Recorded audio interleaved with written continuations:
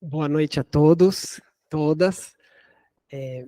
Nós, hoje, dia 27 de novembro, 8h05, pontualmente, nós temos a honra de dar início aqui a uma sessão em homenagem ao nosso mestre, professor Bresser Pereira. Para nós é uma honra enorme tê-lo aqui, não só com os presentes, mas também estamos gravando para que isso aqui seja perene, mestre. Desde já te falo que talvez e muito provavelmente o grande alcance dessa nossa noite de comemoração de toda uma trajetória seja hoje em dia, cada vez mais, pelas vias virtuais. Então, é um encontro da velha Faculdade de Direito com a novíssima tecnologia, né? Então, estamos muito felizes e honrados pela presença de todos aqui. Esse ordinariamente ou burocraticamente o encerramento do nosso curso de Direito Econômico, mas muito mais do que o encerramento do nosso curso de Direito Econômico, nós escolhemos para que fosse encerrada essa disciplina nesse semestre, a homenagem ao nosso mestre, de todos que estão nessa sala e também de todos os que estão nos vendo aqui pela gravação. Então, sem mais, vou chamar para compor a mesa os nossos três palestrantes aqui do evento. Chamo o nosso professor Alexandre Barbosa.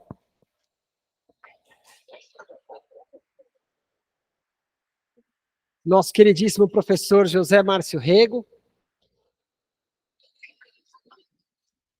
Nosso querido professor também, João Vilaverde. Uma salva de palmas a todos. Nós estamos simultaneamente com um tempo escasso aqui por várias razões, né? Nós temos um período para começar e terminar. Já darei início aqui à sequência das nossas palestras. Tem o registro a ser feito, né? Com a chuva que hoje assola a cidade de São Paulo, chegarão pessoas ao longo da nossa cerimônia, né? Então a gente vai deixar a porta aberta ali, porque o fluxo vai se normalizando ao longo da nossa cerimônia.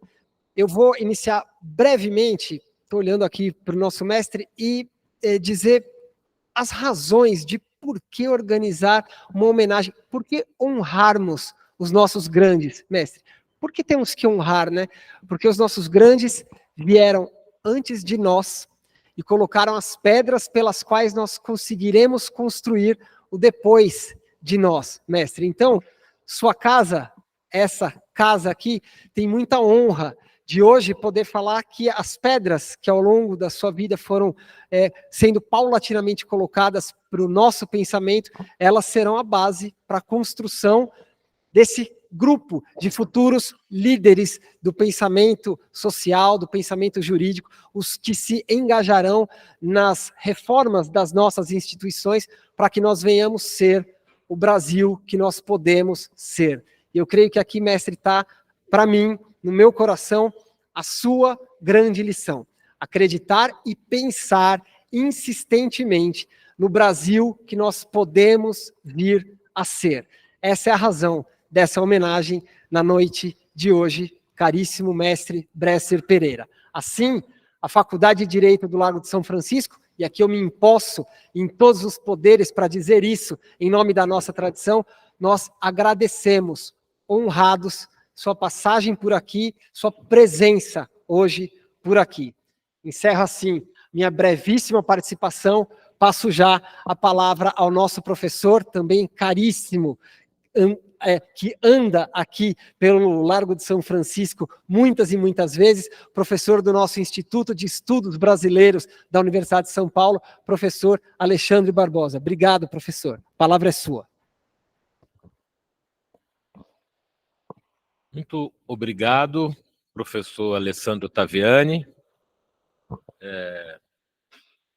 Queria dizer que é uma honra para mim estar aqui neste evento de celebração da trajetória intelectual do professor Bresser, a quem gentilmente cumprimento, e aos demais presentes, a todos e todas. Fico muito contente que o professor Alessandro Taviani tenha organizado esse evento junto com o professor José Márcio Rego. É uma honra estar aqui junto contigo, que no Departamento de Direito Econômico tem dado uma grande contribuição para pensar as interpretações do Brasil.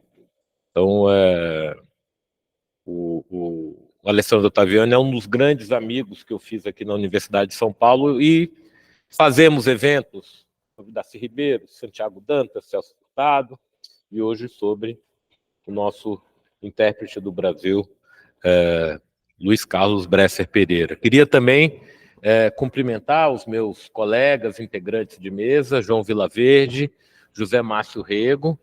Graças a essas duas figuras, nós temos a autobiografia do professor Bresser em forma de entrevista, recentemente publicada. Boa parte do que eu vou falar aqui está, inclusive, é uma reflexão com base no que está exposto ali, obviamente, tem a ver com a minha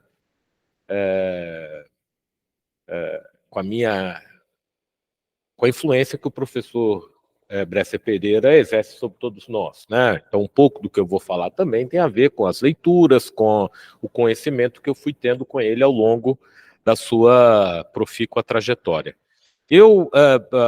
Alguns de vocês me conhecem, eu sou muito dado a falar muito, né? E aí eu me empolgo, e dessa vez eu acho que a ocasião exigia, eu decidi escrever um texto, tá? Então, vou me permitir falar, ler esse texto sem muitas interrupções, porque depois nós temos os colegas que vão falar, e nós temos aqui o nosso querido professor Bresser, que dará a nossa última palavra, né, a palavra mais esperada da noite. Então, eu passo a ler o texto. Ultimamente, tenho me dedicado a estudar os intelectuais brasileiros, ou ao menos aqueles que nos legaram suas interpretações do Brasil e, junto com elas, nos trouxeram projetos e utopias para a transformação do país. Se levarmos a sério a frase de Gramsci, de que todo homem e toda mulher são filósofos, qualquer um aqui dentre os presentes pode ser um intérprete ou uma intérprete do Brasil. Para ser franco, acho que é isso mesmo que somos. O que somos, às vezes, sem nos darmos conta. Carregamos na nossa bagagem um conjunto de referências e enunciados que nos ajudam a lidar com o nosso cotidiano. O problema é que muito disso não passa pelo nosso crivo. Somos mais pensados pelo senso comum, com frases do tipo: o Brasil foi sempre assim, não temos jeito, ou ainda, aqui é a terra do jeitinho, do que agentes conscientes de uma perspectiva crítica e transformadora. Interpretar o Brasil exige um duplo processo de integração e distanciamento da realidade. Exige também um conhecimento de que outros vieram antes, com os quais precisamos dialogar. Como diria o intelectual Emicida, eu não vim, eu estou voltando.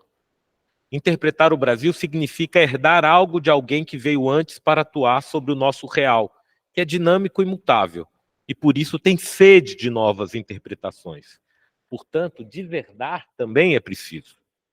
Comecei a fazer isso, estudar os intelectuais que inventaram o Brasil, pois quem interpreta, inventa, pretende transcender o real para incidir sobre ele, talvez pelo ofício de ser professor e pesquisador do Instituto de Estudos Brasileiros, o IEB, num momento auspicioso. Recebemos os acervos de Manuel Corrêa de Andrade, Antônio Cândido, Celso Furtado e Paul Singer entre 2016 e 2019. Para herdar esses intelectuais, precisamos saber decodificar esses espécimes. Será possível fazer um mapeamento das várias interpretações do Brasil? Vários autores já empreenderam essa tarefa. Antônio Cândido, em famoso prefácio para o livro Raízes do Brasil, referiu-se a Gilberto Freire, Sérgio Buarque de Holanda e Caio Prado Júnior como demiurgos, autores que inventaram formas de pensar o Brasil e que, assim, imprimiram uma marca na sua geração. Era incontornável passar por elas. Poderíamos agregar a esses autores o próprio Cândido, Furtado, Florestan, Inácio Rangel, Darcy Ribeiro, Milton Santos, dentre tantos outros. Temos, portanto, um mundo de interpretações do Brasil. Como fazer para nos posicionarmos frente a elas, herdando-as e deserdando-as? Até porque, como eu disse, o país segue se transfigurando, tal como o mundo no qual está inserido, como que a exigir novas interpretações. Bom, Nesse afã de estudar os intelectuais, percebi que alguns deles possuíam afinidades eletivas, em termos de temáticas, preocupações e referências teóricas, compondo um estilo de interpretação do Brasil que passei a chamar de histórico estrutural. Esse estilo é composto de um método e de suas variantes teóricas, que estão em permanente diálogo entre si. Eu andei desenvolvendo essa ideia e eu tento desenvolver 6 grandes componentes do método histórico estrutural, geralmente associado à CEPAL, e eu tento enraizar melhor no pensamento social brasileiro. Esse estilo é composto de um método e de suas variantes teóricas, que estão em permanente diálogo entre si. Ao longo do tempo, podemos detectar também sequências e reviravoltas interpretativas no seio deste estilo. Os intelectuais também eles herdam e deserdam uns aos outros. Portanto, o método histórico-estrutural é o mínimo denominador comum, o alicerce que permite o florescimento de variantes teóricas. Caio Prado, Celso Furtado, Rangel, Florestan, Darcy, Milton Santos, todos eles se defrontaram com a problemática da especificidade do capitalismo no Brasil. Este é o eixo em torno do qual produziram as suas interpretações, como forma de compreender o mundo como totalidade e a sua manifestação concreta no Brasil, para transformá-lo conforme seus projetos e utopias. Este estilo de interpretação fincou raízes em solo nacional e latino-americano, enriquecendo-se com as sequências interpretativas plantadas nos anos 70 por aqueles que vieram em seguida. Fernando Henrique Cardoso, Paul Singer e Chico de Oliveira no SEBRAP, Maria da Conceição Tavares, Luiz Gonzaga de Melo Beluso e Wilson Cano na Escola de Campinas.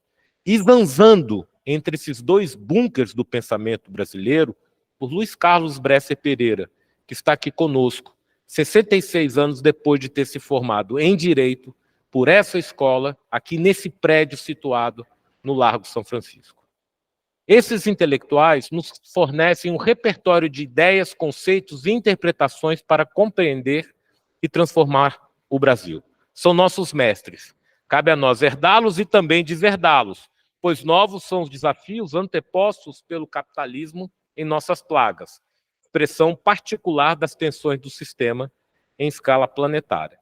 Podemos pensar, inclusive, num mapa analítico que permita rastrear as variantes teóricas deste estilo. Mina preciosa a ser escavada para que cheguemos a novas e potentes alternativas interpretativas. Bom, nosso objetivo hoje é entender que tipo singular de intelectual é o professor Bresser Pereira e como ele, de forma tortuosa, empreendeu sua trajetória. Parece que estamos aqui de um outro Carlos. Parece que estamos aqui diante de um outro Carlos, como aquele que recebera o chamado de um anjo torto do céu, conclamando-lhe a ser gauche na vida. Fazendo uma referência ao poeta Carlos Drummond de Andrade. Um intelectual torto que demorou a ser reconhecido e que, por vezes, se lamentou por ter sido novamente ignorado, como confessa na sua autobiografia recém-publicada sob a forma de entrevista concedida a José Márcio Rego e João Vilaverde, que estão aqui conosco nesse dia tão importante. Também pudera, ele passou a vida a zigue-zaguear entre os extremos, como se os buscasse, movido pela inquietação incessante, mas sempre avançando adiante e deixando o seu rastro. Vejamos alguns exemplos dessa inquietação incessante, desse zigue-zaguear entre os extremos. Um paulista ezebiano, uma contradição em termos, pois todos os ezebianos ou eram cariocas ou atuavam no Rio, que descobre o Brasil em 1955 ao ler a revista Cadernos do Nosso Tempo, quando tem acesso às ideias de Hélio Jaguaribe, Cândido Mendes de Almeida, Guerreiro Ramos e tantos outros. Um militante católico do Partido Democrata Cristão, da Juventude Estudantil Católica e da Juventude Universitária Católica, que vira ateu nos anos 60. Um advogado convertido em economista, o que era comum na época, mas que não se contenta e vai além no seu pendor pela sociologia do desenvolvimento e se consolida, pasmem, quando volta dos Estados Unidos com o MBA. Então, é um advogado, vai virar economista, quer ser sociólogo e vai fazer administração para fazer o MBA nos Estados Unidos. E de lá, quem que ele traz? Ele não traz um Peter Drucker, estava só começando. Ele traz na bagagem Wright Mills, Bert Rossetich, Schumpeter e Galbraith. O melhor do pensamento do século XX produzido nos Estados Unidos. Finalmente, um intelectual público financiado pelo setor privado, pois dedica 60% do seu tempo de trabalho entre 63 a 85 para o Grupo Pão de Açúcar.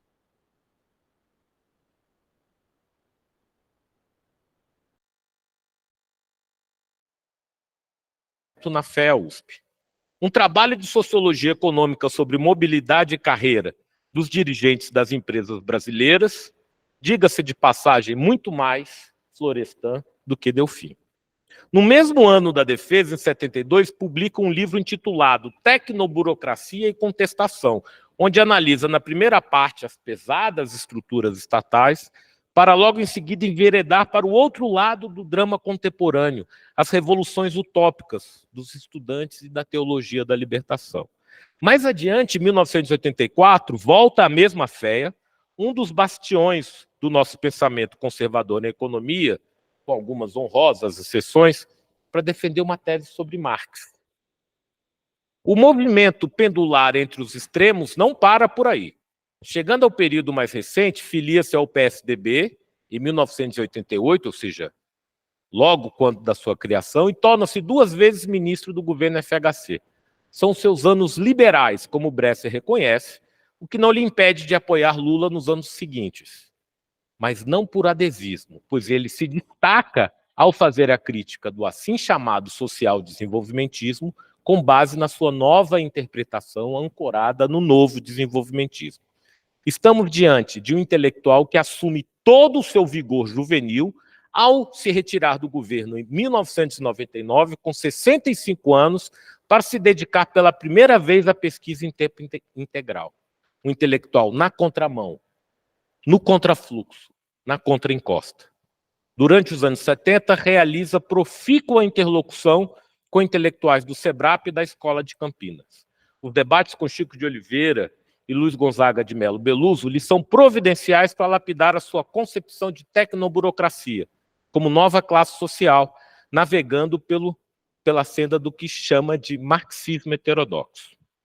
É neste período que ele cria o curso de pós-graduação em Economia de Empresas na Escola de Administração de Empresas do Estado de São Paulo, da GV, procurando se diferenciar tanto da IPGE, da GV do Rio, quanto da Escola de Campinas. Outro ponto merece destaque. Ele sabe herdar os seus mestres. Bresser conseguiu a proeza de fundir em sua obra as interpretações de Furtado e Rangel. Deixo aqui uma isca para os futuros pesquisadores. Não dá para enfrentar a economia política da ditadura militar sem um confronto entre as teses desses 2 gigantes. E mais, os honrou realizando justas homenagens. Reeditou em 1978 o livro A Inflação Brasileira, de Inácio Rangel, de onde retiraria parte importante da sua macroeconomia desenvolvimentista. E organizou um belo livro em homenagem aos 80 anos de Furtado ainda em vida. No seu artigo para o livro A Grande Esperança em Celso Furtado, organizado junto com José Márcio Rego, ele enfatiza 3 características do mestre: o pensamento independente, a precisão analítica, partindo da compreensão da economia política como historicamente situada, e a paixão medida pelo Brasil. A paixão medida é um oxímoro herdado que ele puxou do seu xará, Carlos Drummond de Andrade, a quem aqui eu fiz menção. Enfim, um intelectual desenraizado, mas que aos poucos vai plantando raízes na reflexão nacional. Encontro que tivemos no Centro de Estudos Mangaba, no ano passado, eu me referi a ele como um intelectual ponte, que atravessa os vários entroncamentos do pensamento econômico, nutrindo-se dos debates com seus pares, geralmente bem sedimentados em suas posições sociais e nos seus centros acadêmicos. Mas a metáfora da engenharia não me parece a mais adequada por seu tom economicista. Prefiro a ideia de um intelectual árvore, que aos poucos vai se enraizando e resistindo bravamente na sua GV velha de guerra, como se pode perceber nos colóquios sobre o novo desenvolvimentismo, acabamos de ter um agora, quando recebe grandes referências do pensamento econômico internacional, além de economistas mais jovens do Brasil e do exterior e cientistas sociais que ousam pensar para além da economia, como o próprio Bresser. Sim, um intelectual árvore. Vejam a capa do seu livro, Em Busca do Desenvolvimento Perdido, de 2018, onde aparece uma árvore frondosa logo acima do título. Mas essa árvore me parece muito convencional. Não honra nosso querido mestre. A imagem que melhor descreve esse intelectual é aquela que vi em Pirangi, no Rio Grande do Norte, local em que se encontra o maior cajueiro do mundo. O fato acendeu a atenção dos cientistas, que ficaram espantados com seu crescimento acidentado e tortuoso, o do cajueiro. Olha, ocorre que os galhos crescem não para cima, rumo ao céu, mas para os lados. E à medida que ganham em tamanho, e ninguém se arvora a podá-los, eles pendem para baixo e tocam o solo. E eis que passam a criar raízes, reproduzindo novos galhos, multiplicando a sua existência arbórea. Pelo que sei, o cajueiro de Pirangi do Norte segue se expandindo, como esse espécime humano a ele assemelhado, na sua busca corajosa e incansável por imprimir a sua marca no Brasil. Bresser em breve nos trará novo livro, mais uma de suas interpretações que contém o que ele gosta de chamar de teorias. Destaco aqui 3 livros que encarnam suas diferentes florações interpretativas do Brasil.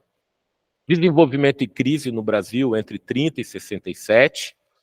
Eu continuo gostando da primeira edição, de 68, apesar do professor ter reeditado e atualizado com bastante o que deveria tê-lo feito, mas eu gosto daquele original.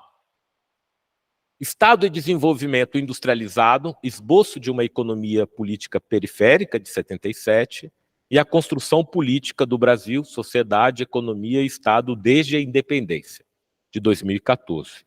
Costumo recomendar aos meus alunos de graduação e pós-graduação a sua bela síntese teórica e histórica intitulada Economia Brasileira, uma Introdução Crítica, cuja primeira edição é de 1982.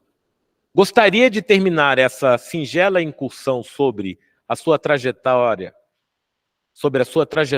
acidentada e tortuosa, como a do cajueiro de Pirangi do Norte, hoje muito bem enraizada, pois prossegue dando frutos, para fazer uma pergunta ao professor Bresser. Querido professor, será que o nosso papel não é de produzir interpretações, mesmo que provisórias, que nos capacitem no sentido de atuar sobre o real tão movediço? As teorias que eles produzem no centro, cada vez menos totalizantes, deixando de fora a semiperiferia e a periferia, e no mais das vezes olhando de soslaio para a experiência chinesa, não terminam por fazer, quando muito, uma caricatura do capitalismo em constante mutação? É claro que precisamos estar sintonizados com as teorias que nos chegam de fora, mas a nós da periferia não vale mais degluti-las num sadio exercício antropofágico, ensaiando novas categorias e ferramentas metodológicas para a análise das estruturas concretas de reprodução do capitalismo, por meio das quais se renova o subdesenvolvimento e a dependência? E dessa forma, concebendo interpretações inovadoras que possam vir conjugadas a projetos e utopias de transformação social? Para muitos luminares da nossa academia, o próprio conceito de interpretação soa pouco científico. Mas eu lhe pergunto, a pretensão positivista de prever e falsear com base em hipóteses restritivas não seria um exercício supérfluo, além de fadado ao fracasso, quando temos diante de nós o desafio de conceber novas estratégias para um desenvolvimento que possa ser, ao mesmo tempo, nacional, popular e ecológico? Aproveito para terminar essa fala com a definição do que é um intelectual retirada da sua autobiografia em forma de entrevista e que creio pode servir como norteadora para as próximas gerações que se encontram aqui presentes. Abre aspas. O fundamental para o intelectual é que ele se identifique com a sua nação, com o seu povo, mas que essa identificação seja crítica. A condição fundamental é a de sua solidariedade para com a sociedade brasileira. Isso implica um elemento nacionalista, implica sua identificação com a nação brasileira, com seu povo pobre e mestiço e com a parcela republicana das suas elites. Muito obrigado, professor Bresser.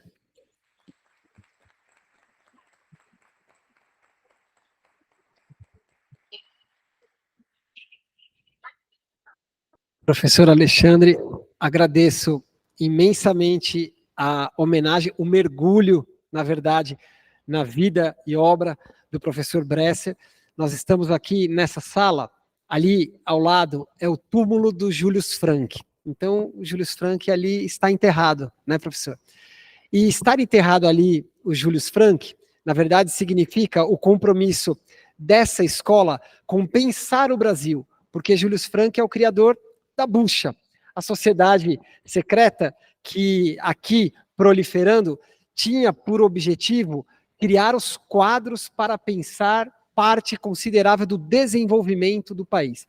Aliás, essa escola já era ela própria um projeto na cabeça de José Bonifácio. Então, veja que aqui nós estamos em terreno fértil para que seja regada aquela flor muito frágil, mas que se crescer pode virar o cajueiro, que pensa, que tem como sentido da sua vida pensar o país. Então estamos, sim, na casa de Julius Frank, na casa de José Bonifácio, na casa de Luiz Carlos Bresser Pereira, como o professor Alexandre Barbosa tão bem aqui fez nota antes de nós passarmos agora a palavra ao nosso caríssimo professor João Vilaverde. O professor João Vilaverde é professor da Fundação Getúlio Vargas e hoje é secretário do Ministério do Planejamento. E aqui faço a inconfidência, a nota me permite, professor João Vilaverde, revelar a todos. O professor João Vilaverde estava em Brasília até poucas horas. Saiu de lá, em louca disparada, pegou o voo, veio para cá para prestar essa homenagem ao nosso mestre, sai daqui e pegará o primeiro voo para voltar para Brasília. Então, professor João, não sei se me era permitido ou não revelar a todos o seu empenho aqui para estar aqui conosco presencialmente, porque estarmos presencialmente tem um gosto a mais de estarmos só virtualmente, como seria a outra forma de tê-lo conosco, mas faço questão de agradecer de público o seu enorme esforço. Passo a palavra ao professor João Vilaverde. Obrigado, professor. Boa noite a todos e todas. Como eu sou ansioso, eu vou falar em pé.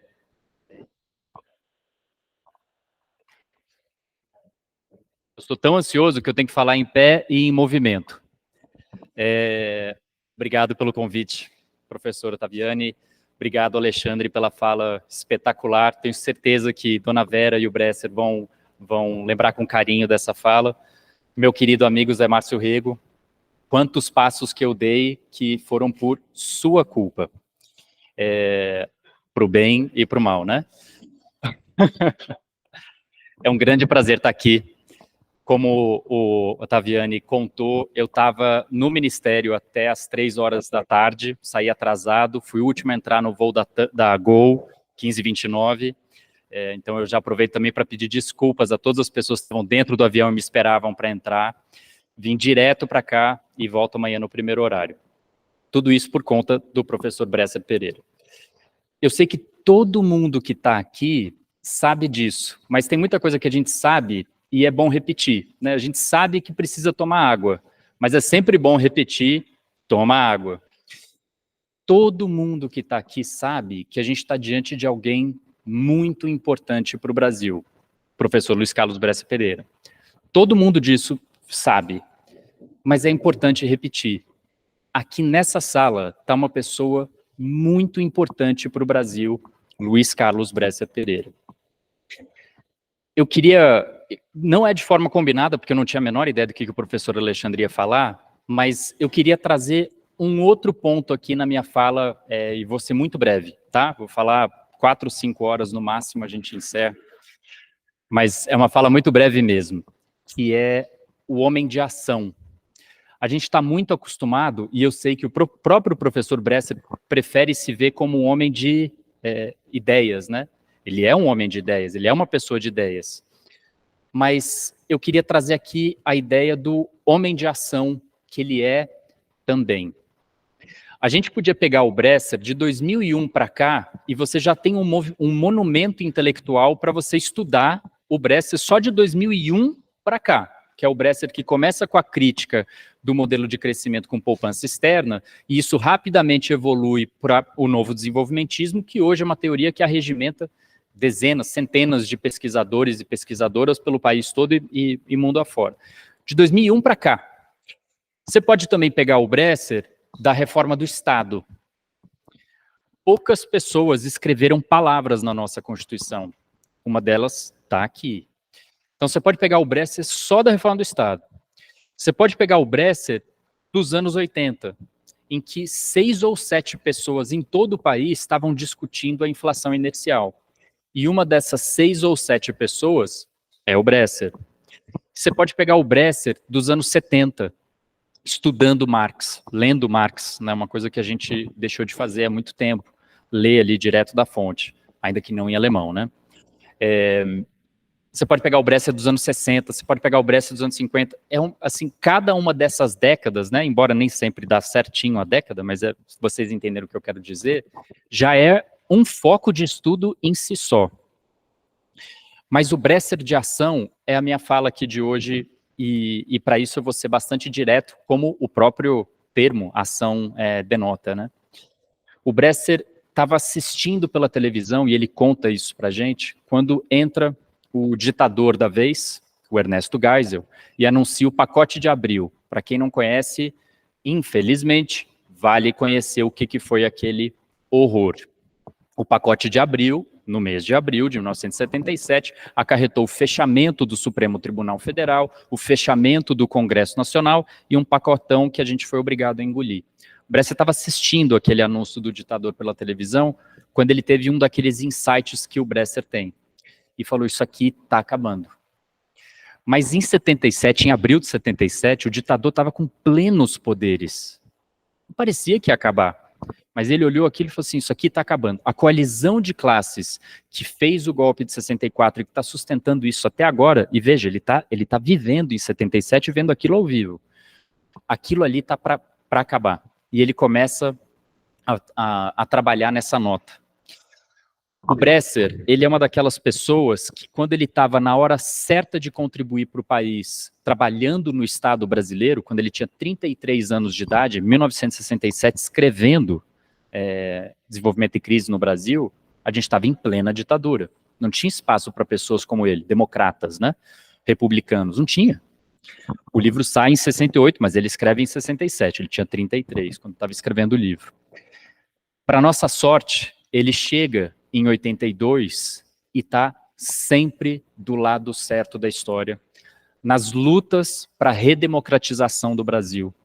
Na primeira eleição direta para governador de estado, desde o golpe de 64, as eleições de 82, ele está com Franco Montoro, vence as eleições do estado de São Paulo, e em 83 é o primeiro presidente democrata a comandar o Banespa, grande instituição financeira aqui do estado de São Paulo. Depois ele vira secretário da Casa Civil, sempre do lado certo da história, né? Aí a gente entra no período da Constituinte, um período em que a gente vai negar a Constituição feita pelos militares, a Constituição de 67, que depois eles mesmos mexem em 69, e eles tinham tão pouco apreço pelo que estava escrito, que em 69, diante da isquemia do Costa e Silva, o ditador da vez, a Constituição que eles mesmos blefaram para fazer, previa a posse do vice, Pedro Aleixo. Mas eles não deixaram Pedro Aleixo assumir, porque tanto faz a Constituição, né, para ditador. Então, na Constituinte 87 e 88, o Bresser é ministro da Fazenda e está lá travando uma disputa histórica, tentando resolver um dos vários problemas herdados pelo descaminho da ditadura militar, que foi a inflação alta, descontrolada, né? E tem um plano econômico, que leva o sobrenome dele, Plano Bresser, que vale ser conhecido, foi uma grande tentativa de debelar aquele problema. Deu errado, como ele sempre reconhece desde 87, e a importância dos dois primeiros planos, né, o Cruzado e o Bresser, darem errado, foi o que gerou o plano que depois deu certo, né? A reflexão sobre por que aquilo deu errado. Se você tinha tantas mentes brilhantes trabalhando nisso, por que deu errado? E na hora que você tem a ideia de por que deu errado, vem o Plano Real em 94. Ele é o tesoureiro da campanha de eleição do Fernando Henrique Cardoso, que vence no primeiro turno em 94. Em 95 vira, estou aqui na chave, para a gente não esquecer, Bresser, homem de ação, vira ministro da Reforma do Estado. E aí ele coloca palavras dele, eu fiz assim como se fosse um computador, mas pode ser a caneta também, né? Palavras dele na Constituição, a partir das emendas constitucionais aprovadas pelo Congresso Nacional em 98. Não satisfeito com isso, ele vira ministro da Ciência e Tecnologia em 99. E o que o Bresser estava fazendo no ano passado? Vamos lembrar, ele estava assistindo em 77 o pacote de abril da ditadura, do Geisel. Ele estava contra a ditadura no primeiro governo democrata, o de Franco Montoro aqui em São Paulo. Estava como ministro da Fazenda do primeiro governo civil, depois de 21 anos da ditadura militar, o governo de José Sarney, o governo que fez a Constituição, que criou o IBAMA, que criou a Secretaria do Tesouro Nacional, unificou o orçamento em um só, organizou o CMNE, etc, etc, etc. O Bresser que fez a reforma do Estado. Como que ele estava no ano passado? Ele estava em ação na Comissão Arnes, em defesa dos direitos humanos contra um governo que atacava os direitos humanos de forma reiterada. Ele estava novamente do lado certo da história. Então, na hora em que você tem, para além de toda o monumento, como eu disse, né, intelectual, legado pelo professor Luiz Carlos Bresser Pereira, você também tem uma pessoa de ação como Luiz Carlos Bresser Pereira, é algo para a gente se orgulhar quando a gente pensa que país temos no presente. Seríamos um país muito mais desigual, e somos. Seríamos um país muito mais empobrecido, e somos. Seríamos um país muito mais problemático, e temos vários, se a gente não tivesse pessoas como Luiz Carlos Bresser Pereira. Minha última nota aqui, de caráter essencialmente pessoal, como foi a primeira, né, pegando a deixa do professor Ottaviani, contando que eu acabei de voltar de Brasília, e para lá voltarei assim que terminar, é que esse livro que eu tive a honra de fazer com o professor Zé Márcio, que nos tomou 3 anos, em que a gente ia na casa do Bresser, da dona Vera, começava a colher depoimentos do Bresser às 9 da manhã, para deleite do Zé Márcio, que adora acordar cedo, né, Zé Márcio? Começávamos às 9 da manhã, o Bresser sempre dizia que até o almoço a gente terminava, a gente saía às 18 de lá, e eu lembro com muito carinho, com muita saudade desse momento, né? Não só pelo estresse vivido em Brasília, que aí dá saudade do que você estava fazendo antes, mas também das conversas que a gente tinha, para além das entrevistas em si, né? Liga o gravador e começa a fazer pergunta, e o Bresser vai se soltando, vai lembrando, aí uma coisa puxa a outra, esse trabalho todo, que são as reminiscências, né? Mas eu lembro de uma história, eu termino com essa aqui, que o Bresser estava mostrando para a gente a biblioteca dele, e a gente estava caminhando dentro da biblioteca, ele estava mostrando, tal, isso, aquilo, Dona Vera estava no piso de cima, e aí eu perguntei para ela assim, Dona Vera, o Bresser, o seu marido, sempre foi assim? Aí ela falou assim, o Luiz Carlos está sempre pensando, ele não para de pensar. E ele está aqui hoje. Então, boa noite, muito obrigado a todas e todos.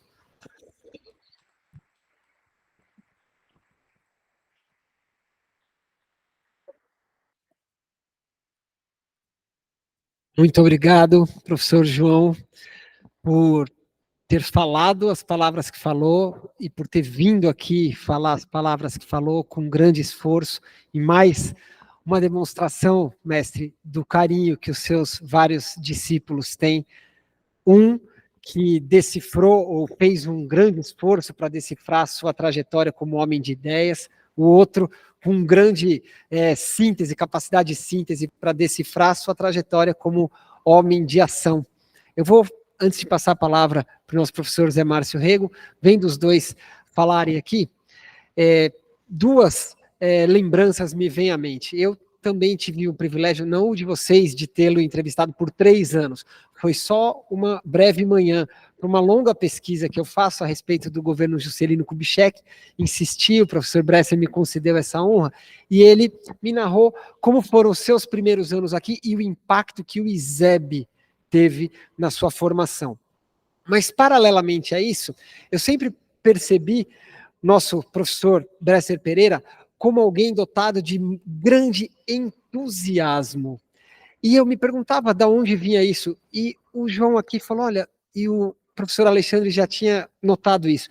Depois de uma vida inteira dedicada a muitas coisas, o professor Bresser fechou uma página e abriu outras tantas. Né? Aquilo que já seria absolutamente suficiente para que muitos de nós pendurassem as chuteiras, sempre, na verdade, se revelou ao professor Bresser como um novo recomeço. Da onde vem esse entusiasmo? Creio eu, tenho uma hipótese, talvez não tão fundamentada, professor, quanto a do nosso professor Alexandre Barbosa, mas creio eu que os anos de juventude do professor Bresser, que são uma efervescência da criatividade brasileira, tenham imprimido naquele jovem este entusiasmo que significa, todos aqui sabemos, o Deus dentro.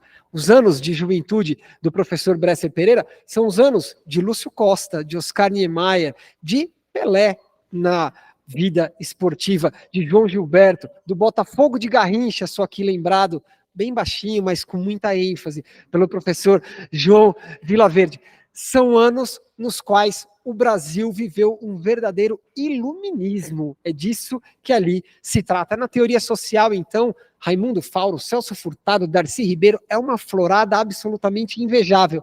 E tudo isso colhendo o nosso jovem Bresser Pereira, que veio a ser o nosso mestre Bresser Pereira. Esta, então, é uma muito sintética tentativa de interpretação de uma outra característica desse nosso mestre, o entusiasmo. E encerro aqui dizendo que, assim como o professor João viu o Bresser homem de ação, eu tive chance de ver bem um pouquinho desta trajetória quando, no auge da afirmativa de inexistência ou de insuficiência ou de inutilidade do Estado Nacional, o professor Bresser Pereira organiza um movimento chamado Movimento Brasil Nação, que tinha a pretensão de ser, em termos práticos, a condensação daquilo que ele vinha teorizando, o Estado Nacional como unidade centralizadora das grandes decisões econômicas e, portanto,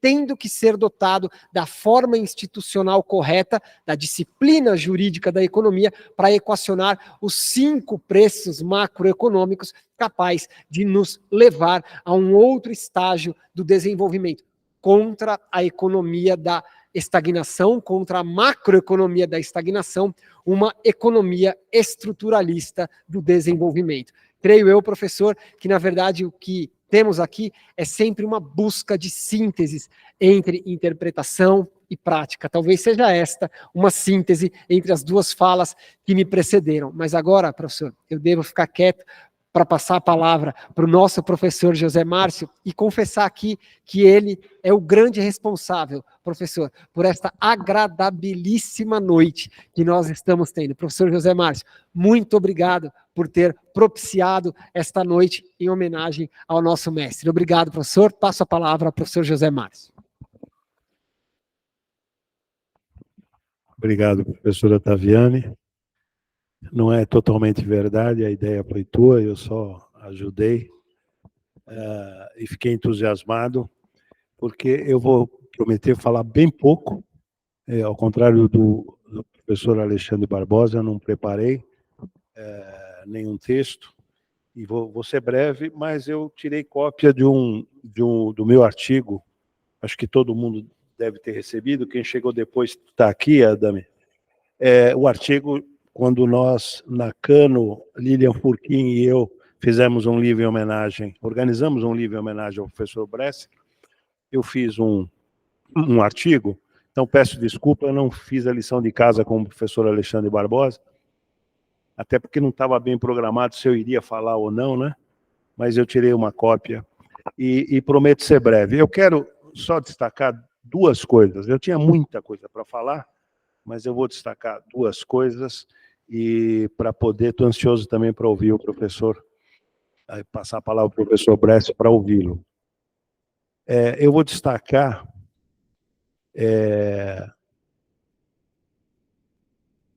a dimensão de professor, a grandeza da docência do professor Bresser. É uma coisa impressionante. Eu posso falar porque ninguém na passagem do professor Bresser na EASP, mais de 50 anos, né, professor? Ninguém fez o maior número de cursos que algum aluno fez, fui eu, né? Eu fiz. E depois, quando passei a ser TA, professor assistente dele, eu continuei sendo aluno. Então, quer dizer, não dá, mesmo formal ou informalmente, ninguém teve. E eu quero registrar o seguinte: a qualidade dos cursos do professor Bresser, a bibliografia, a varredura, vinha com aulas preparadas, a discussão, a honestidade intelectual, a capacidade de fazer os alunos pensarem, a divergência com os alunos, às vezes de forma até meio, não digo bruta, mas incisiva. Não, você está falando bobagem. Quer dizer, a franqueza, a honestidade intelectual. O professor Bresser, sem sombra de dúvida, é o mais, não é a meu juízo, a juízo de N pessoas, o mais importante professor da história da EASP. Isso dito não só por mim, que eu sou suspeito, mas já ouvi 3 vezes o presidente da Fundação Getúlio Vargas, Carlos Ivan Simonsen Leal, dizer isso: o mais importante professor da história da EASP. Isso não é pouca coisa. E quero destacar que esse cajueiro de Pirangi do Norte é um cara que deu certo na vida, né? Quer dizer, tudo que o Bresser pôs a mão, todo o processo que ele entrou, deu certo. Já a começar do casamento, está ali a dona Vera do lado dele, um casamento exitoso de mais de 60, caminhando para 70 anos de casado. O Bresser entra no Pão de Açúcar, estava inaugurando a 2ª loja. Quando ele sai, é a maior rede de varejo da América Latina. O Bresser desenvolve, a meu juízo, é o mais importante teórico da teoria da inflação inercial, é ele. Mas no plano Bresser não deu certo. Não. A teoria da inflação inercial deu certo. Não é? E foi possível, com a teoria desenvolvida pelo Bresser e outros economistas, mas desenvolvida pelo Bresser, foi possível estabilizar a economia brasileira com o plano real. E o Bresser é um dos críticos e, ao mesmo tempo, um dos caras que desenvolvem aqui no Brasil, né? Ele não esteve lá no Chile, etc., mas é um dos pioneiros também da interpretação da nova dependência. Um crítico, mas um teórico importante.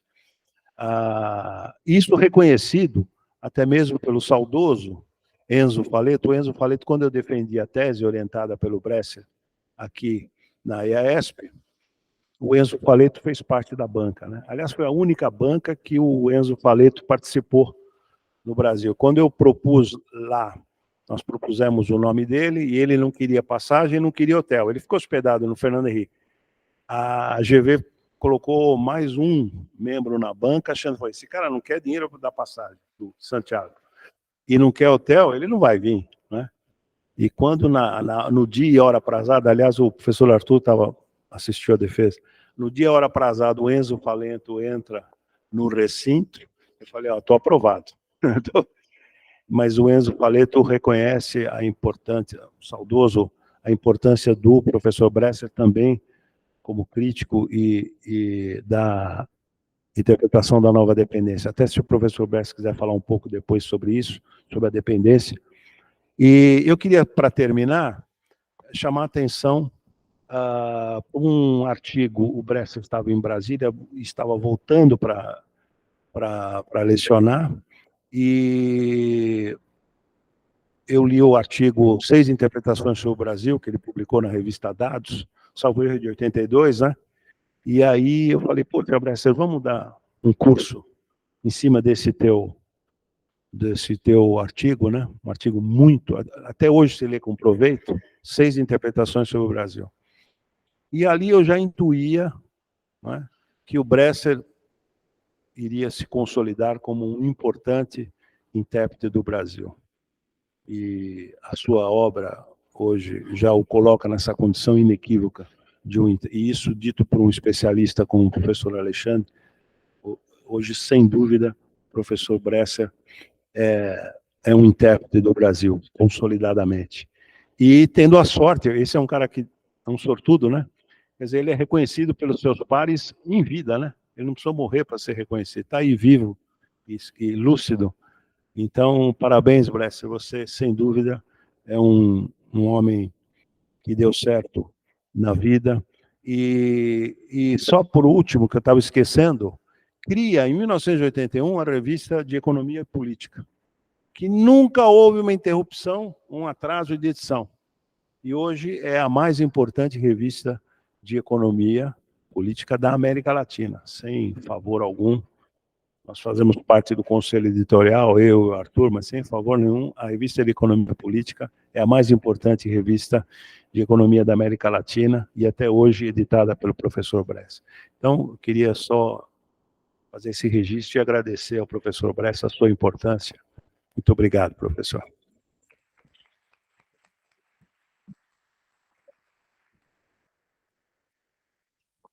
Mestre, a gente vai pedir sua subida aqui. Quero saudar a presença do professor Arthur Barrionuevo, colega Maurício Lopere, tantos outros, e, na verdade, chamar chefe do Departamento de Economia, Carmen Varela, Cristina Helena, muitos afluíram para cá hoje, mestre. Enfrentaram essa chuva paulistana para ouvi-lo. Por favor, já peço desde já uma salva de palmas. Então, bom, eu só posso agradecer muito ao meu querido Alessandro, que está organizando essa homenagem, ao Zé Márcio, que teve a ideia, né? Ele tem sempre ideias, né? Está sempre querendo me empurrar, né? Do ponto de vista mercadológico, ele é um lançador, né? Agradeço muito ao João Vilaverde, que fez um belo discurso sobre, né, o homem de ação que eu seria, e ao Alexandre Barbosa, que fez uma análise da minha obra que eu acho importante e que eu realmente gostaria de ver e se talvez publicar, vamos combinar, né, porque realmente é um trabalho importante. Muito bem. O que eu posso dizer aqui, né? Eu fiquei pensando, eu não sei quanto tempo eu devo falar. ou a gente vai ter que, depois, algumas perguntas para a plateia. A que hora nós temos que terminar também? Uma coisa importante. Eu já noto. E pronto. Mas eu vou falar um pouco só, não vou falar muito, não. Eu quero. Mas, enfim. O Zé Márcio, vou começar pela ordem inversa. Me pediu que eu falasse sobre a teoria da dependência. Então, a teoria da dependência tem a ver com toda a relação minha com o Fernando Henrique Cardoso. Porque, como todos aqui, mas especialmente o Alexandre mostrou a influência forte que eu tive, não é? O momento em que eu descobri o Brasil, não é, foi 1954, quando eu, de repente, caiu nas minhas mãos uma revista do que depois seria o ISEB, o Instituto Superior de Estudos Brasileiros. 55.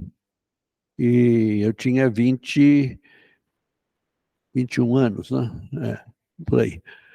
Não, 34, 21. É. Então eu tinha 20, foi antes de junho. Foi no começo do ano.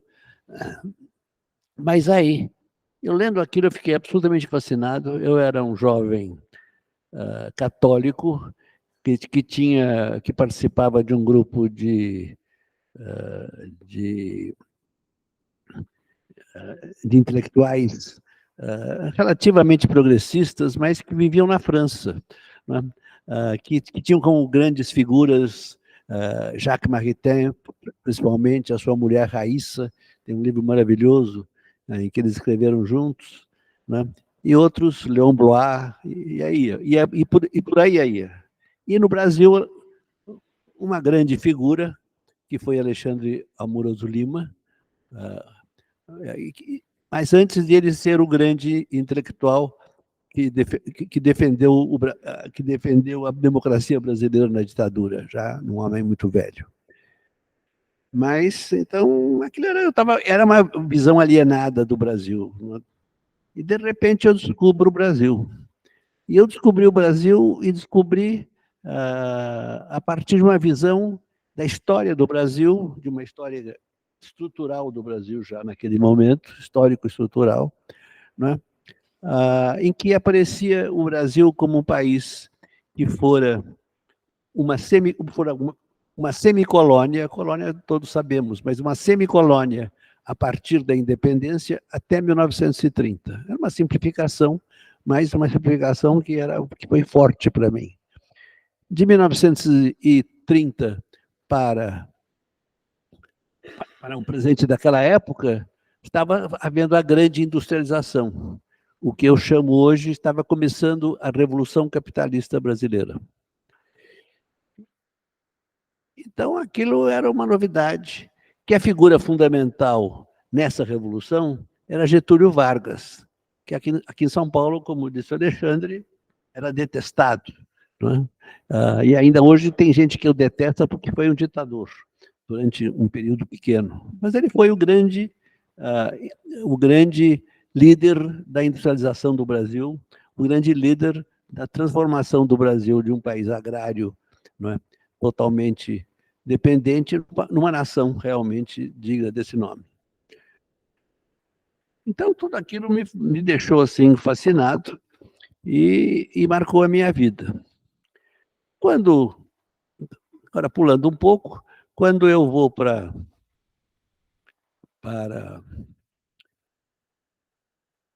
quando chega 1970, né, já havia havido naquela ocasião, já estava havendo lá no Rio, já tinha surgido a teoria da dependência. A teoria da dependência surgiu em 1965. E o grande intelectual que fundou a teoria da dependência foi um alemão marxista chamado André Gunder Frank, figura altamente respeitável entre os marxistas mundiais. Ele estava no Brasil na época do golpe de 64, depois foi para o Chile, de forma que ele viveu aquele período muito intensamente. Um pouco depois houve o golpe na Argentina, e mais um ano depois, 68, o golpe no Uruguai. E já em 65, então, ele escreveu um artigo que chama-se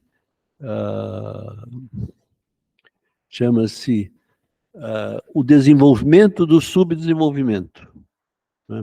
E com esse artigo ele criou essa teoria, porque o que ele fez foi, essencialmente, dizer, olha, toda essa teoria que os nacionalistas, desenvolvimentistas, naquela época também o Partido Comunista, porque o Partido Comunista havia adotado as ideias do ISEB, exatamente, não é que o ISEB adotou as ideias do Partido Comunista, é o inverso. Quer dizer, e a CEPAL ainda não entrava nessa parte política, a CEPAL é muito mais uma coisa econômica, que não tem muita importância, só vai ter como vítima da teoria da dependência, não como criadora da teoria.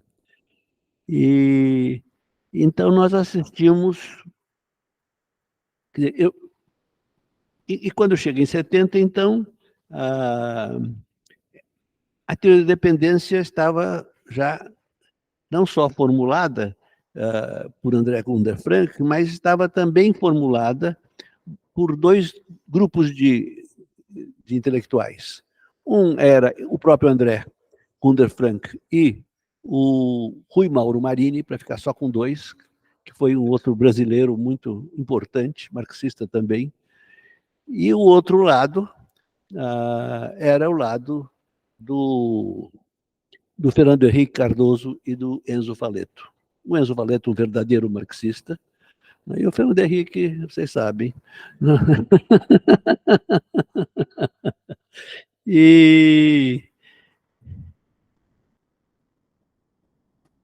Bom, eu estava a par de tudo isso, mas o fato concreto é que o Fernando volta para São Paulo, depois eles tinham estado lá também, lá no Chile, volta para São Paulo e funda o SEBRAP.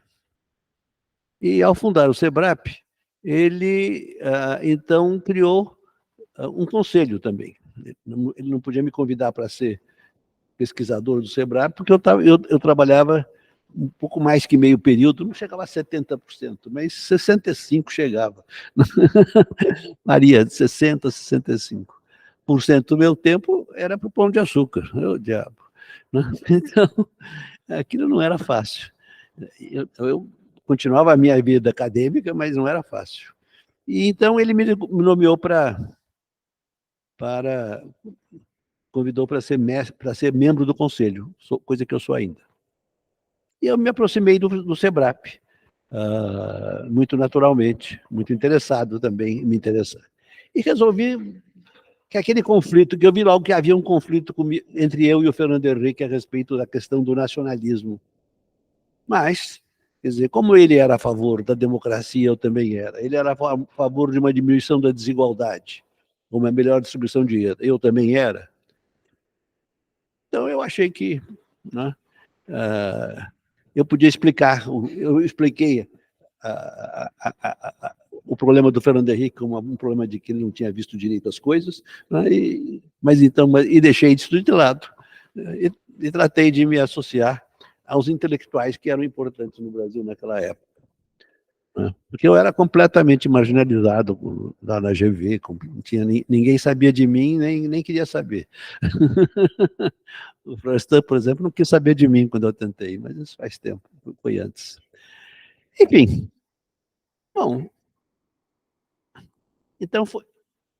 Agora, eu só fui entender claramente o que era a teoria da dependência. Eu falei que eu aceitei, fiz o compromisso, mas não era um compromisso muito grande, porque eu não tinha entendido do que se tratava. Então, depois que eu saí do governo dele, eu saí do governo do Fernando Henrique em 1999, quando eu era ministro da Ciência e Tecnologia. E eu só vinha entender o que estava acontecendo, o que tinha acontecido, no final de 2003. Por quê? Porque em 2003, lá em outubro, eu creio, de 2003, eu dei uma grande entrevista para dois intelectuais que estavam lá em Paris. E uma entrevista em que eu contava, foi a primeira entrevista que eu contava toda a minha história. Hoje eu já dei várias entrevistas desse jeito, muitas, mas naquela época era a primeira. E eu fui contando.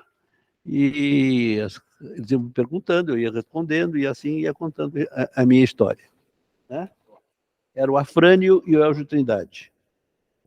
E então,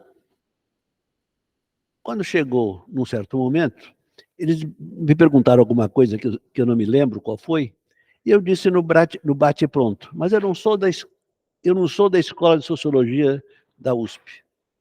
Eu sou da escola do ISEB. Sim, no bate pronto, e naturalmente, porque era isso mesmo. Quando eu disse isso, eles ficaram muito surpresos, porque eles sabiam que eu tinha boas relações com o Fernando Henrique, e sempre tive, espero continuar tendo, porque ele é um homem extremamente amável, correto, da melhor qualidade. Quer dizer, e foi sempre uma pessoa leal, não posso fazer críticas a ele, e nem quero. Mas,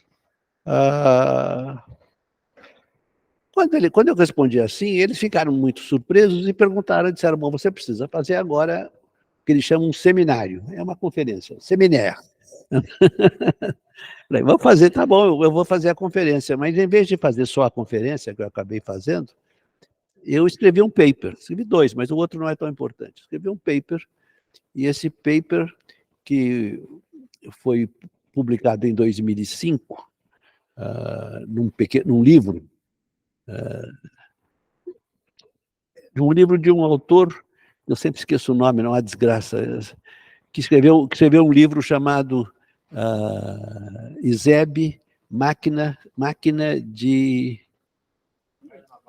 Caio Navarro de Torreira. É o Caio Navarro de Torreira. É o Caio Navarro, que eu nunca vi até hoje. Até eu não encontrei, não sei porquê. O Caio Navarro Toledo escreveu um livro, Fábrica de Ideologias. Né? Ou seja, era violentamente, e toda a USP era violentamente contra o ISEB e as ideias do ISEB. Porque ali tinha concorrência. Né? E uma concorrência que a USP absolutamente não aceitava. Então, o Alexandre pode perguntar, mas a concorrência pura e simplesmente era. Né? Claro, você pode dizer que tem outras razões, né? Mas concorrência não comigo, concorrência com o ISEB, aí no caso, principalmente o ISEB do Guerreiro Ramos, que era o grande sociólogo. E que tinha uma visão muito diferente da visão que tinha o próprio Florestan Fernandes. Ainda que eu acho que o Florestan Fernandes hoje eu respeito mais como grande sociólogo do que o Guerreiro. Mas eu considero o Guerreiro um grande sociólogo também. Ambos.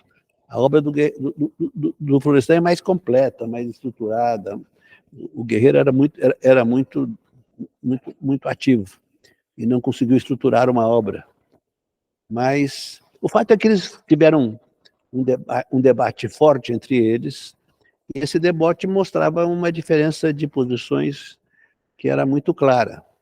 E a posição que o ISEB adotou, a meu ver, era dominante no Brasil nos anos 50. E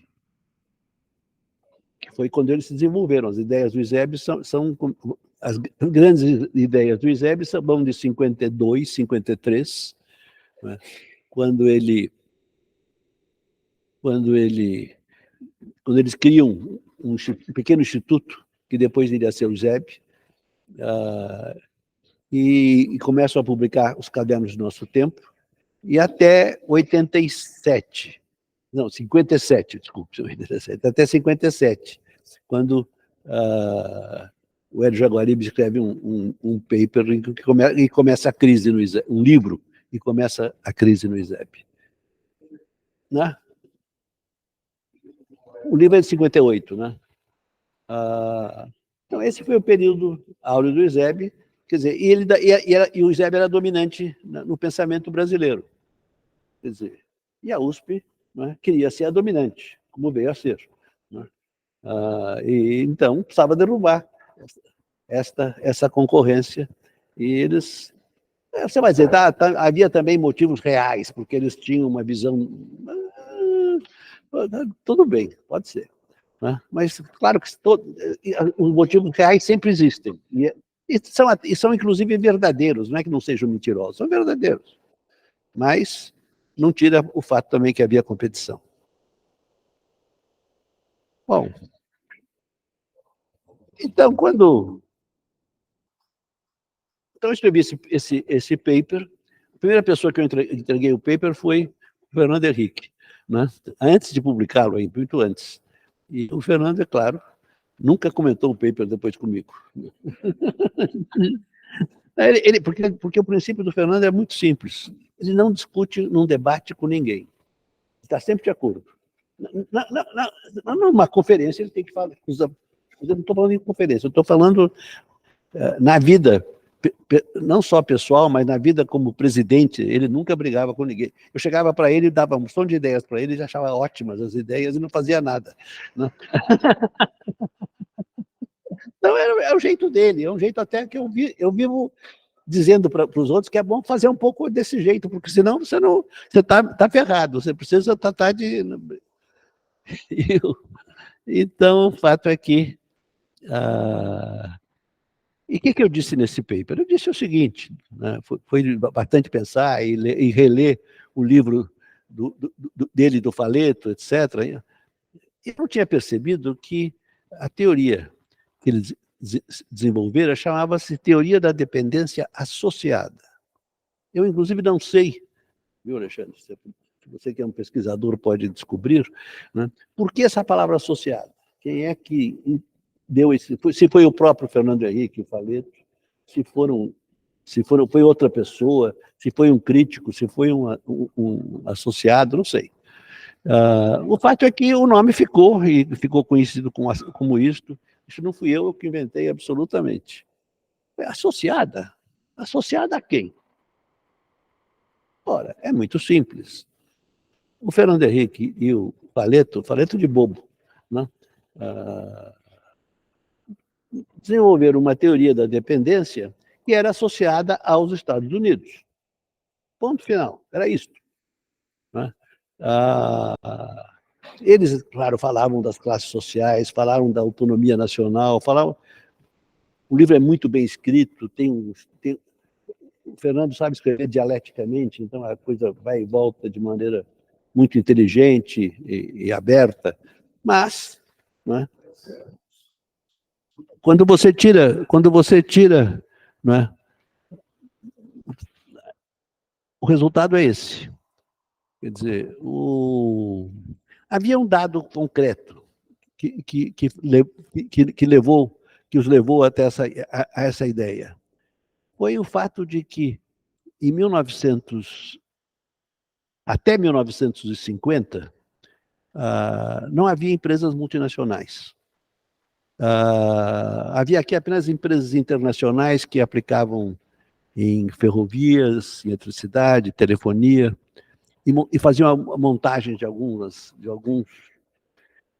produtos, especialmente alguns automóveis, mas pouca coisa, né? Era mera montagem. Agora, depois da guerra, o Brasil começa a ser um país nacional desenvolvimentista e passa a adotar, quer dizer, uma política de proteção à indústria nacional, e então passa a impedir a entrada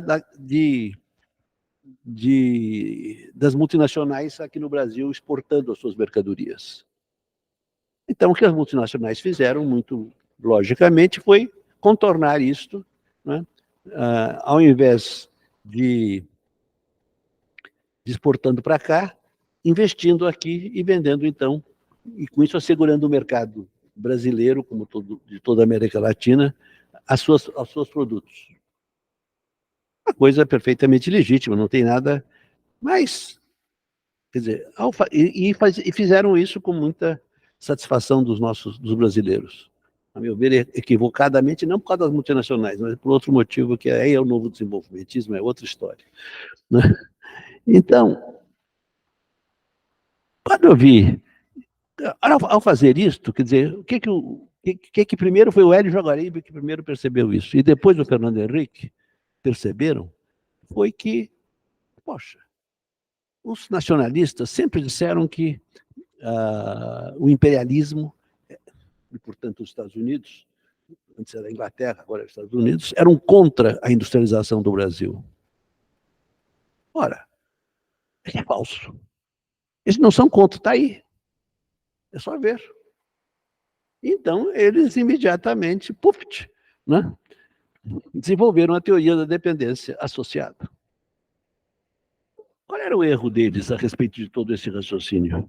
O erro é muito simples. Eles estavam confundindo a posição e as ações do governo americano e do sistema, mais que do governo, do sistema americano como um todo, com o comportamento estratégico de algumas multinacionais. Porque qual era a confusão? A confusão é a seguinte, é que o que interessa ao império, o império americano, o império, né, do Ocidente, o West, como vocês quiserem chamar, né, o que interessa ao império é impedir o desenvolvimento da periferia do capitalismo. E por que eles querem impedir isto? Porque eles sabem muito bem que isto pode representar concorrência para eles. Concorrência que começou, em 50 isso não fazia muito sentido, em 60 ainda não fazia muito sentido, mas nos anos 70 já começa perfeitamente a fazer sentido. Porque é nos anos 70 que surgem os NICs, os New Industrializing Countries, que eram os quatro países tigres da Ásia, Coreia do Sul, Taiwan, Hong Kong e Singapura. Hong Kong era país ainda naquela época. E na América Latina, o Brasil e o México, que passam a exportar cada vez mais manufaturados para o exterior. Isso era concorrência. A concorrência depois foi aumentando brutalmente, depois que entrou a China, então, nem se fala. Hoje eles estão apanhando. Hoje o grande problema dos Estados Unidos é essa concorrência que foi muito além do que eles podiam imaginar e pensar e querer.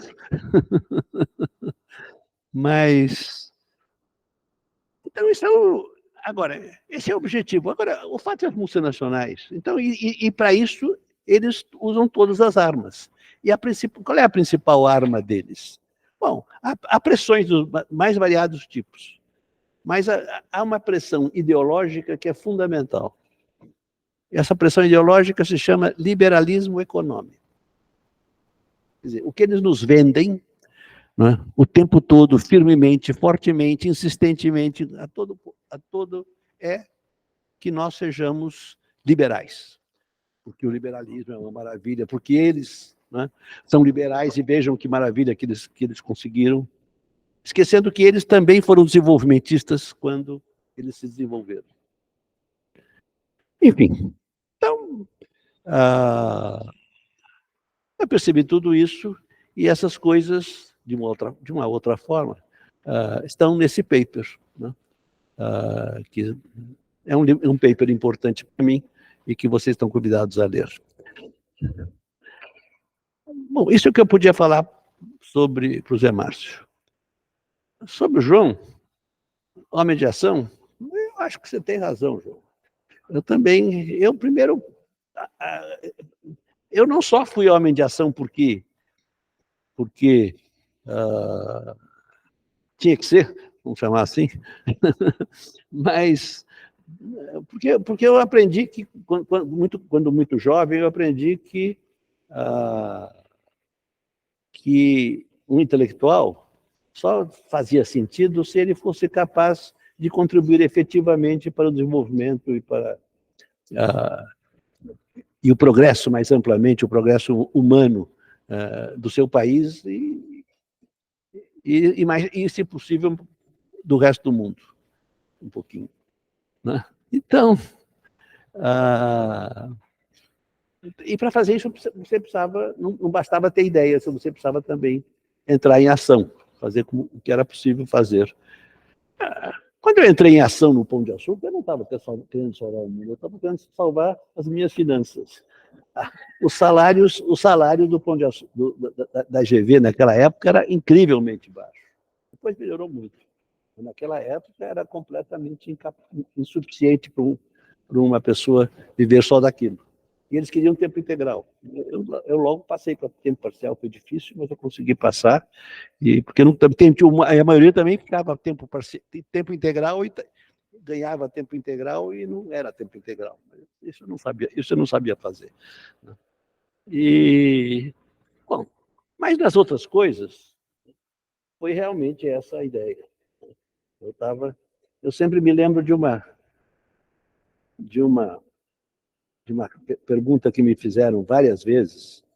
Mas, Bresser, E foi quando eu entrei no Ministério da Fazenda, em 1987. 1987. Então, era uma crise do tamanho de um bonde, é a maior crise, assim, focada. A crise hoje é muito grande, claro, mas a vida do meu querido amigo Haddad é uma doçura perto da vida que eu levei naqueles... Só foram 7 meses e meio, porque o país vivera sem inflação quase durante um ano, que foi o Plano Cruzado. Aí explodiu o Plano Cruzado, e aí veio uma enorme... A inflação voltou com toda a força. A inflação voltando com toda a força, os salários caíram, que tinham subido muito, e os trabalhadores, empregados, mais genericamente, estavam todos felizes, foi lá para baixo. As empresas quebraram, estavam quebrando. Os estados também estavam quebrando. Porque todos tinham, durante a euforia dos anos de 1986, estavam... E a coisa veio... De forma que eu enfrentei esse problema, e não foi fácil enfrentar isso.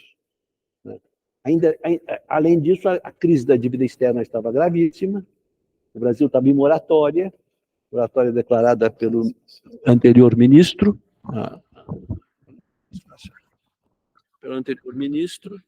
agora fica automático? Vamos ver, acho que fica, né? Olha aí. Enfim,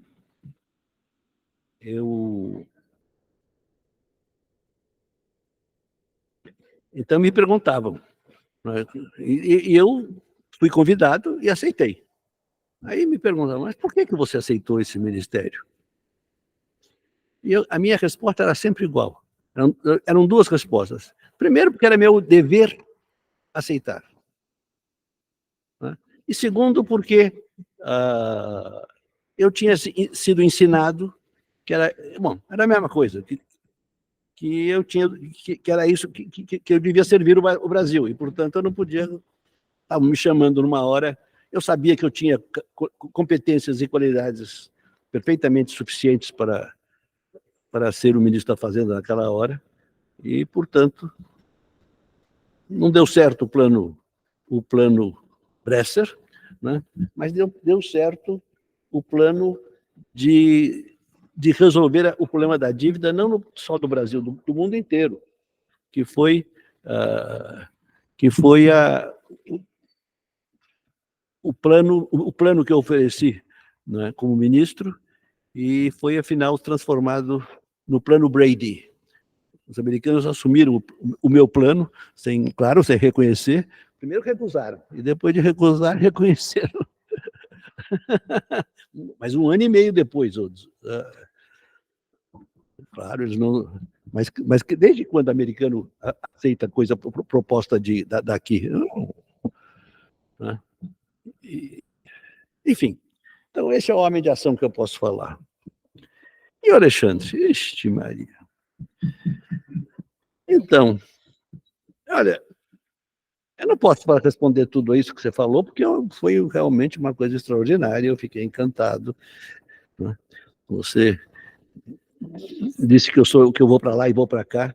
Eu não acho que eu vou tanto para lá e para cá, mas enfim, mas eu gostei muito da sua forma de apresentar, porque realmente eu vivi condições opostas em muitos momentos e tive que tratar de me entender e me virar nessas dificuldades. Agora, você me pediu para falar alguma coisa sobre o método histórico estrutural. Eu não tomei nota na hora como eu devia ter tomado,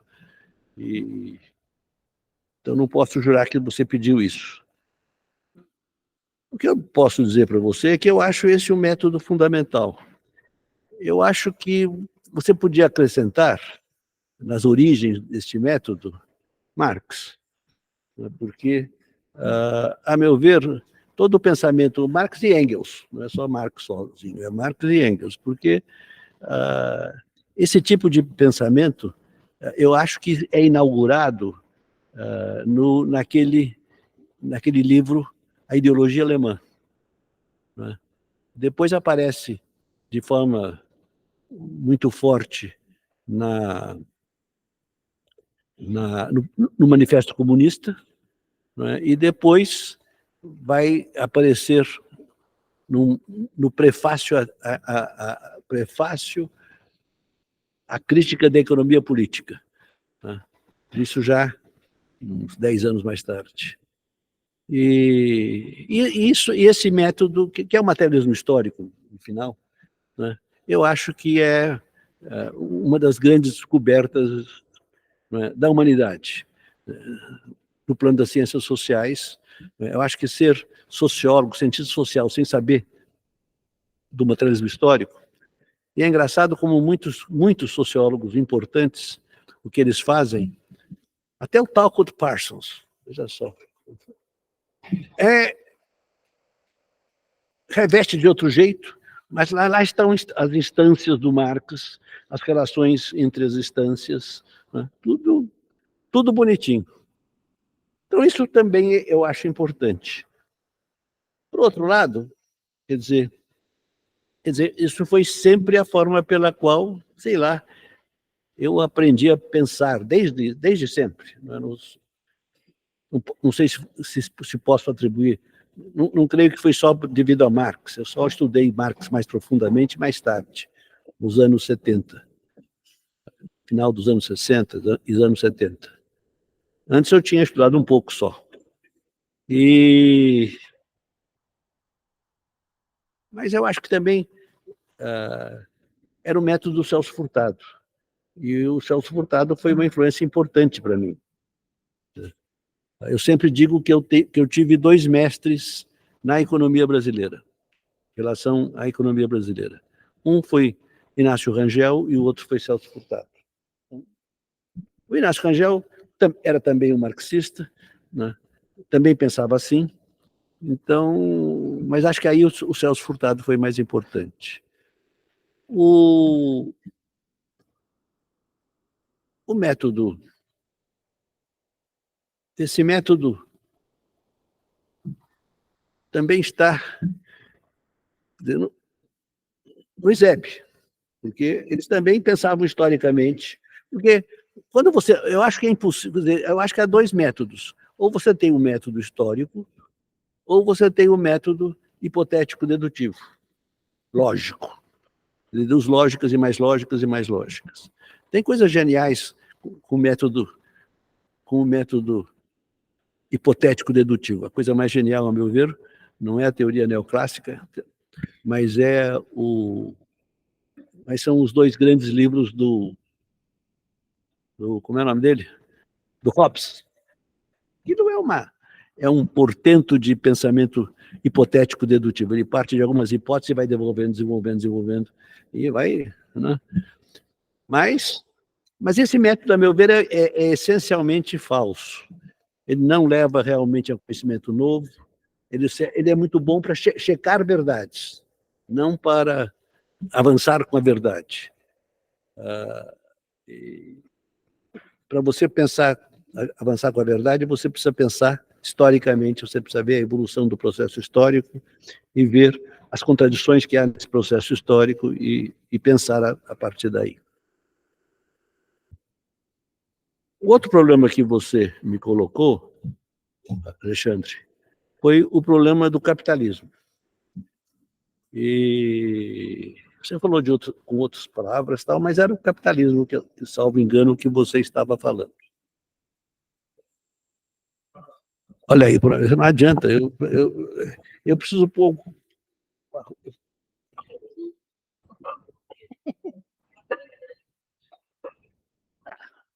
Agora eu quero ver. Mas agora está quase no final. Mas, enfim. Não, eu não acabei ainda. Depois, não, eu vou responder agora a segunda parte do Alexandre e termino. Mas Então, o problema do capitalismo, quer dizer, eu comecei a estudar lá nos anos 70, quando eu comecei a desenvolver a teoria da tecnoburocracia. Ali eu estava falando sobre o capitalismo e sobre o surgimento de uma nova classe, né, dentro do capitalismo. E esse pensamento, então, que era específico, era uma coisa específica, digamos, do capitalismo, não chegava a ser global, mas era importante. E eu naquela época, quando eu discutia aquelas coisas, eu estava na fronteira do conhecimento dessa discussão sobre a terceira classe, se a revolução gerencial era realmente dera origem ou não a uma classe, assim por diante. Eu conhecia toda a bibliografia, enfim. Mas o fato concreto é que depois, a partir dos anos 80, veio, primeiro, não é, a crise econômica. Junto com a crise econômica, uma grande crise econômica, a crise da dívida externa, que parou o Brasil. Junto com ela veio a alta inflação, que também, né, de um certo modo, parava o Brasil. E eu vi que eu não podia mais ficar fazendo teorias lá, muito estudando Marx e discutindo tecnoburocracia. Era muito bonito isso, mas eu precisava resolver os problemas, né, João? Os problemas do Brasil daquele momento. Quer dizer, e para fazer isso, então, eu me pus firmemente a trabalhar, quer dizer, com esses dois problemas, o problema da inflação e o problema da dívida externa. E foi um estudo muito grande, eu passei muitos anos nessa briga, e também foi um ano que eu fui ministro da Fazenda, foi a década que eu fui ministro da Fazenda, nos anos 80, e portanto, eu pude utilizar algumas dessas ideias lá no governo.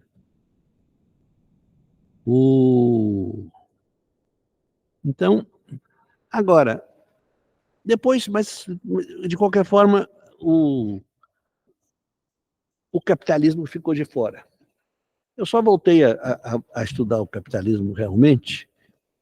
Bom, também tinha uma teoria da democracia, que eu tinha começado a formular lá no pacote de Abril, em frente ao pacote de Abril, que deram origem a um livro chamado Colapso de uma Aliança de Classes, ainda em 78, mas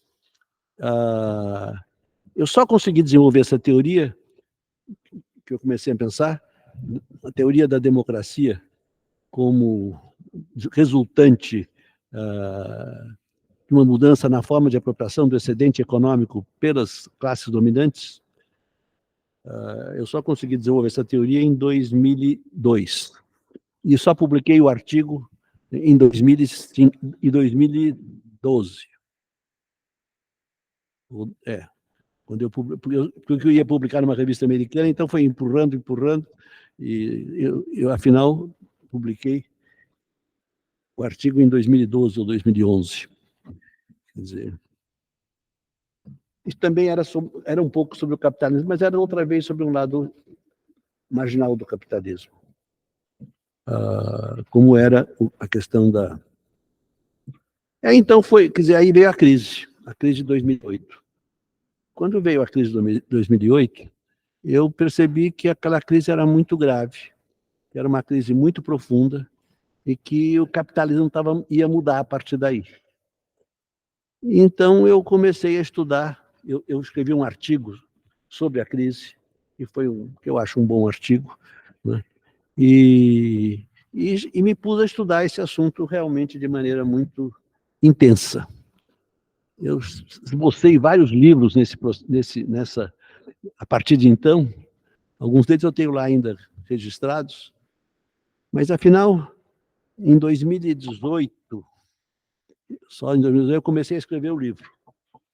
E hoje, no dia de hoje, alguns minutos antes de eu ir jantar e vir para cá, eu mandei os manuscritos do meu livro sobre o capitalismo. E esse livro chama-se, que durou 5 anos para ser feito, e que chama-se The Rise The Rise and Fall of Neoliberal Rentier Capitalism. E Neoliberal Rentier Capitalism. E que vai ser publicado pela Oxford University Press agora no próximo ano, eu espero. Lá para o final do próximo do ano. Às vezes eles deixam para o começo do ano seguinte, porque fica melhor, sei lá. Mas está tudo pronto, prontinho da Silva. Me deu um trabalho monumental.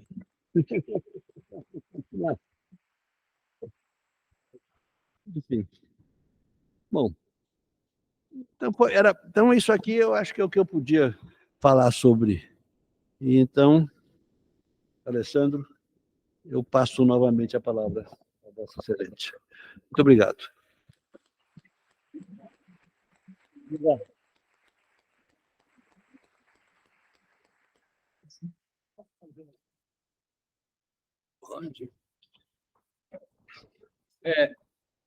Não sei se a gente vai passar para o público para perguntas. Não. Porque recentemente eu escrevi um artigo sobre a política externa a partir dos artigos, a proposta de política internacional a partir do ISEB, e professor, que eu tenho os 5 números da Caderno desse Mundo em papel, cadernos do nosso tempo.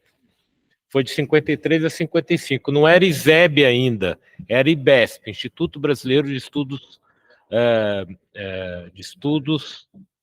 Sociais, Econômicos e Políticos. E aí, fazendo um artigo com um colega, eu estava lá fazendo em papel, eu não tenho um dos volumes. E aí ele falou, não, está tudo disponível na internet.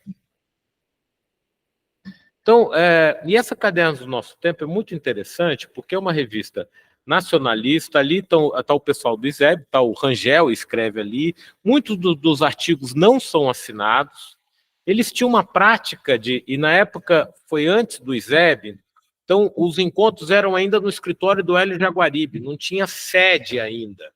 Então é antes da Rua das Palmeiras, quando é criado o ISEB dentro do Ministério da Educação. E o que é interessante é o seguinte, é um instituto nacionalista e que muitas pessoas têm a noção do nacionalismo como algo chauvinista.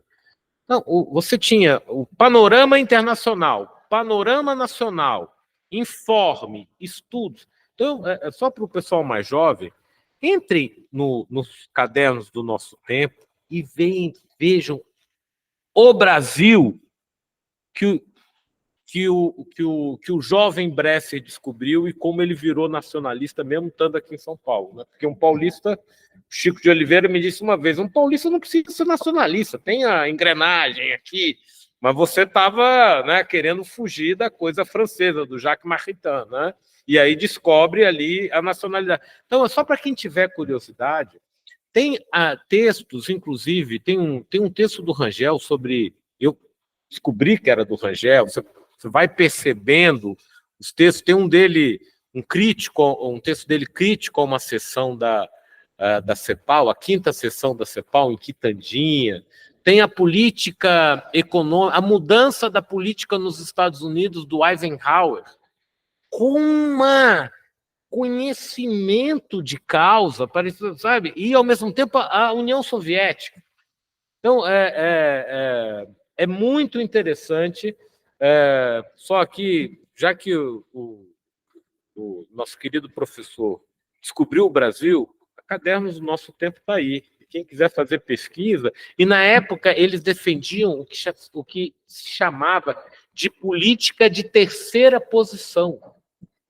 No último número do Cadernos do Nosso Tempo, tem por uma política de desenvolvimento nacional. Está tudo ali, inclusive uma política externa internacional de terceira posição, que é isso que o Lula...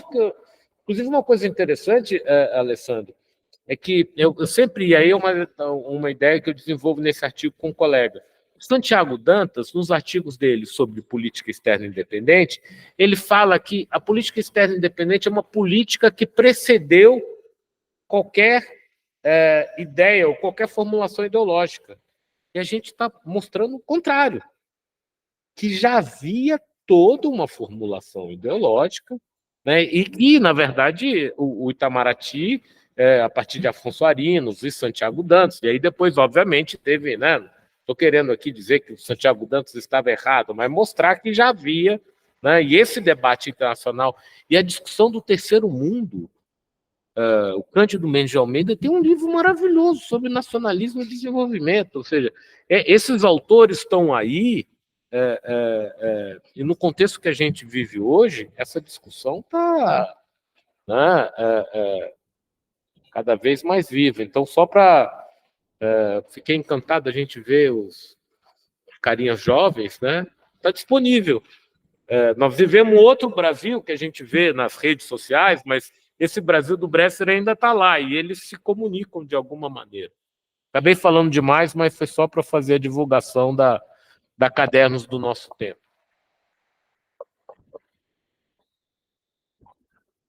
Olha, eu adoraria que a gente abrisse para perguntas e se estendesse por mais 5 ou 6 horas, como era o desejo inicial do professor João. A gente vai encerrar agora. Antes de encerrar, eu queria, enfim, agradecer a presença de todos aqui e fazer uma brevíssima nota. Nós tivemos aqui um privilégio, na verdade, que é ver gente que conhece a obra de um autor mergulhar na obra deste autor. Gente que conhece a vida de um ator político mergulhar na vida de um ator político. Mas depois o privilégio dobrou de tamanho. Porque nós tivemos o sujeito analisado vir e fazer a sua própria análise da sua trajetória. Então, professor Bresser, que a gente teve aqui, o que está sendo documentado por essas maravilhas, né, da tecnologia, e que vão seguir conosco, na verdade, é um pedaço, eu diria, dos futuros estudos bressianos, né? Quando mergulharmos na reconstrução do pensamento e da figura, hoje aqui nós tivemos certamente um grande momento para isso. Eu queria fazer uma segunda nota, vendo o professor falar, a nota da radicalidade do pensamento. São poucos, e contam-se nos dedos cada vez mais hoje em dia, os que usam as palavras para se referir às coisas. Império e imperialismo não tem outro nome. É império e imperialismo. E o professor Bresser sempre colocou isso nos seus textos. Qual é o nome da ação coordenada que as corporações e o Estado, e portanto a sua forma política norte-americanas, exercem sobre nós outros? É a ação imperialista. E por quê? Porque tem medo da concorrência, porque tem medo da criatividade do brasileiro, porque tem medo das várias criatividades do terceiro mundo, do país, do mundo subdesenvolvido, virem a ser o que um dia seremos. E o professor Bresser dá nome às coisas. Esta é a nota da radicalidade do seu pensamento. E por último, uma última nota aqui. O professor Bresser, durante muitos anos, afirmava: nós temos que ter um nacionalismo metodológico, nós temos que incorporar nas nossas reflexões a dimensão da nação, que por uma série de razões está sendo paulatinamente erodida ou esvaziada. E muitas vezes eu vi críticos a essa posição do professor Bresser Pereira dizer: olha, isso é certamente uma forma de pensar a atual realidade ultrapassada, porque o Estado-nação é ele próprio uma unidade de articulação que talvez já não mais exista. Então, na minha própria trajetória, aqui eu dou testemunho de uma herança que o professor Bresser deixou, na minha própria trajetória eu me dispus a pesquisar a disciplina jurídica real de duas economias, a disciplina jurídica da economia chinesa e a disciplina jurídica da economia norte-americana, para entender se as duas mais importantes economias da atual quadra do capitalismo, de fato, tinham abandonado a gestão nacional dos seus interesses. Com a China, é até covardia, porque eles têm até hoje um plano quinquenal que decide as seguintes palavras: qual é o interesse nacional chinês para o setor de seguros, para o setor de nanotecnologia, para o setor, quaisquer setores. Portanto, estava absolutamente comprovada a necessidade de pensarmos o nacional, porque a economia com maior crescimento no sistema capitalista expressamente afirmava isso. E aí eu fui me dedicar a entender o outro lado dessa conversa. Será que é verdade mesmo que a nação acabou, já que tantos teóricos norte-americanos ou seus súcubos afirmam que, de fato, o Estado-nação acabou?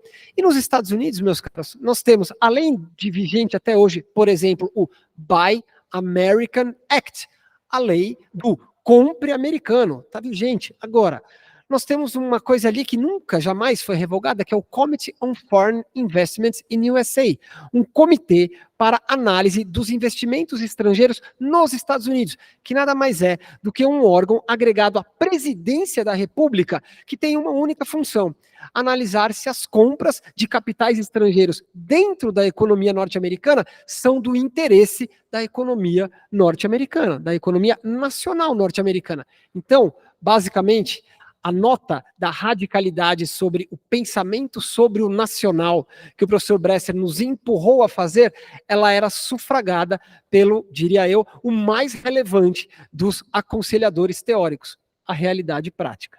Então, professor Bresser, eu coloco aqui o meu testemunho pessoal da sua influência, agora não mais só na economia, na política, em outros tantos ramos do conhecimento, mas no direito econômico que nós praticamos hoje aqui no velho Largo de São Francisco, a sua casa.